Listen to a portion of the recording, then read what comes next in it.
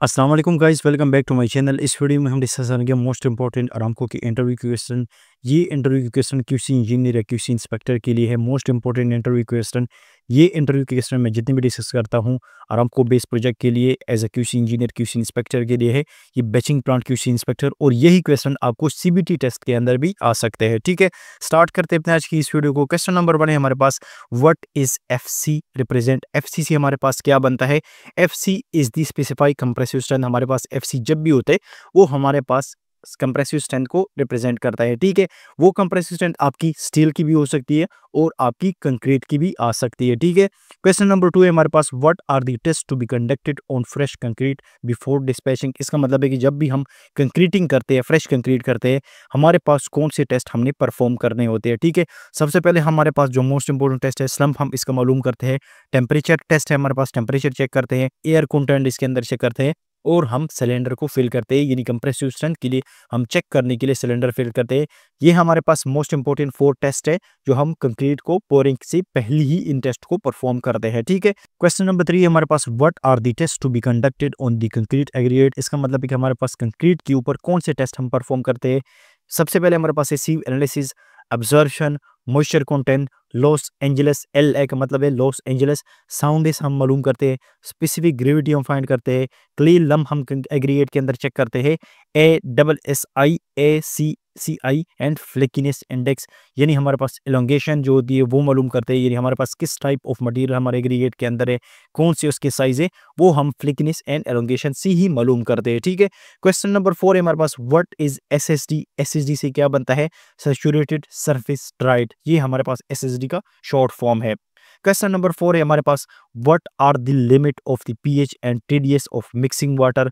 इसका मतलब है कि हमारे पास जो हम मिक्सिंग वाटर करते हैं कंक्रीट के अंदर, उसकी पीएच एंड टीडीएस की वैल्यू कितनी होनी चाहिए। हमारे पास पीएच की वैल्यू जो है वो 6 to 8% होनी चाहिए, और हमारे पास जो टीडीएस वैल्यू है वो 500 ppm से ज़्यादा नहीं होनी चाहिए। ठीक है, ये हमारे पास जो मिक्सिंग करते हैं कंक्रीट के अंदर जो वाटर होती है उसकी टीडीएस और पीएच की वैल्यू की बात हो रही है। ठीक है, क्वेश्चन नंबर 6 है हमारे पास, how to find the water cement ratio. इसका मतलब है कि हम वाटर सीमेंट रेशो किस तरह मालूम करते हैं। अगर वो हम कंक्रीट के अंदर यूज करते हैं या हम सीमेंट प्लास्टर के अंदर यूज करते हैं, तो वाटर सीमेंट रेशो हम किस तरह मालूम करते हैं?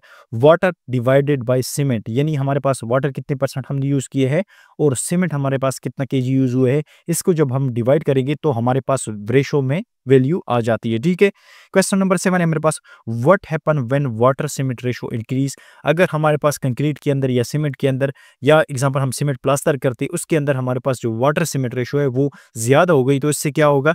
Concrete become more workable and decrease it strength. कहते हैं कि कंक्रीट हमारे पास मोर वर्केबल तो हो जाएगा, लेकिन इसकी जो स्ट्रेंथ है वो डिक्रीज हो जाएगी। क्वेश्चन नंबर 8 है हमारे पास, what is the major factor of ingredient in the strength of the concrete. इसका मतलब है कि हम कंक्रीट की स्ट्रेंथ को किस तरह मजीद बढ़ाए। ठीक है, वाटर सीमेंट रेशो को अगर हम प्रॉपर यूज करें, size of coarse aggregate, grade in of fine aggregate. हमारे पास जब भी हम कंक्रीटिंग की स्ट्रेंथ को बढ़ाते हैं तो हम वाटर सीमेंट को रेशो को प्रॉपर तरह यूज करते हैं।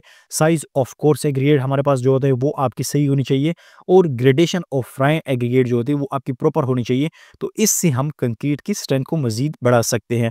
क्वेश्चन नंबर 9 है हमारे पास, what is the major factor of ingredient in the workability of concrete. कहते हैं कि हम कंक्रीट की वर्केबिलिटी को किस तरह बढ़ा सके।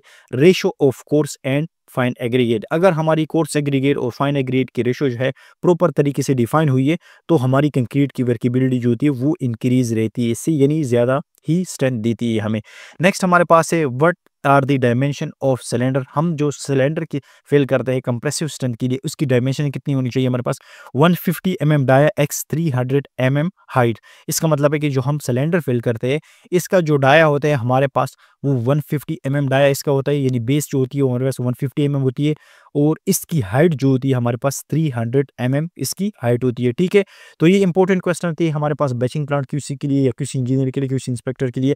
होप आपको वीडियो पसंद आई होगी। किसी भी रिलेटेड क्वेश्चन है तो आप कमेंट सेक्शन में पूछ सकते हैं। Thank you.